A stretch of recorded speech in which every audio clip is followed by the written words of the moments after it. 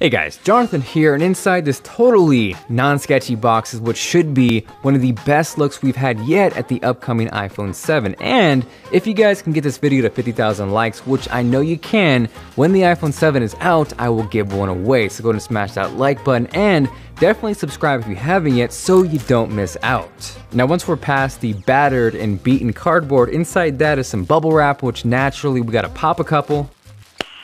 Nice. Beyond that, there is yet again one more layer of bubble wrap, this time colored. And this layer is giving me a slightly harder time because we gotta cut through some tape. But once we get through that and say goodbye to the bubble wrap, here is a case, which is not what we're interested in. So I'm gonna go ahead and toss that aside, and this reveals what looks to be surprisingly a really good looking iPhone 7 clone. Taking a closer look, one of the things I was personally most curious about is whether or not the headphone jack was there, and clearly it is not.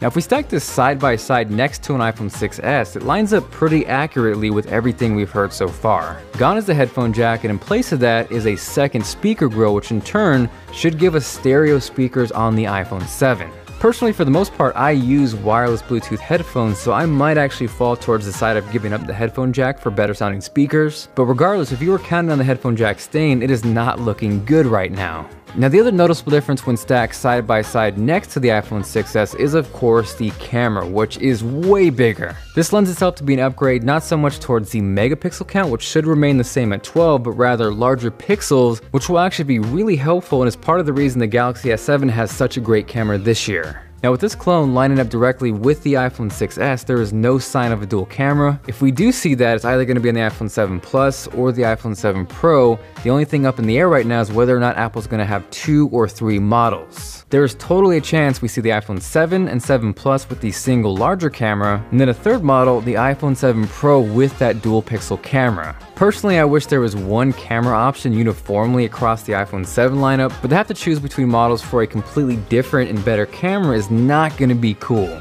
Now one of the things I was initially negative on and have kind of come full circle is the removal of the antenna bands. Up until this point, we've really only seen renders or low quality pictures which were potentially photoshopped, but now that I have this close up and in my hands, I kind of really like how it looks. And looking at this side by side with the iPhone 6s, I think I definitely prefer the looks of the iPhone 7 clone.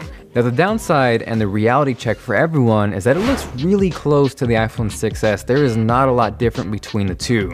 Obviously, those who continually upgrade to a new iPhone every year are going to buy this phone, but if you're coming from an iPhone 6 or especially an iPhone 6s, this is not going to be drastically different. The one positive note is there should be a bump as far as storage goes, so the iPhone 7 should be the death of 16GB base iPhones. More than likely, we'll see 32, 64, and 128GB models, and if we are to see the highly rumored 256GB model, I would suspect that's only going to be on the iPhone 7 Pro if that's released. Now by no means does this mean the iPhone 7 is going to be a bad phone. Based off this, I think it's going to look great, it's going to perform well, it's going to take fantastic photos and video, but again, the moral of the story is that it's not going to look that much different than the iPhone 6s. Now if you want to see a more in-depth comparison against the iPhone 6s, go ahead and check out my buddy Austin Evans' video. He's busting out rulers, calipers, and getting deep into it, so you go ahead and click that video here or check out the link below.